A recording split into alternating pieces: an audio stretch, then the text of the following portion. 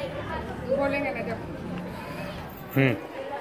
मेरा नाम फातिमा सिकंदर खान है।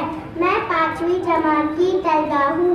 मैं आपके सामने कल्पना चावला के कैरेक्टर में हूँ और मैं आपके सामने कल्पना चावला के कैरेक्टर में कुछ कहना चाहती हूँ। कल्पना चावला रियासत हरियाणा के शहर करनाल की पहली हिंदुस्तानी खिलाबाज खातून है। वो 1 जुलाई 1961 को एक मुतवस्सित खानदान में पैदा हुई। 1988 में कल्पना चावला अमेरिका के खिलाई तहकीकी मरकज नासा से वाबस्ता हुई। उन्होंने जमीन के गिर्द 252 चक्कर लगाए और 65 लाख मील का सफर तय किया।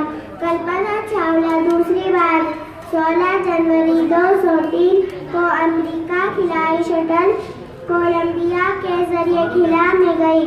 खिला 16 दिन रुकने और 80 से ज्यादा तजुर्बात करने के बाद जमीन की तरफ लौट रहे थे। उनका शटल बुलंदी पर आसमान में एक हादसे का शिकार हो गया।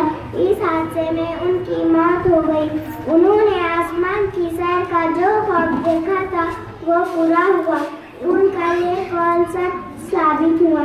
मैं खिलाई मशीन के लिए बनी हूँ और इसी के लिए मरूंगी।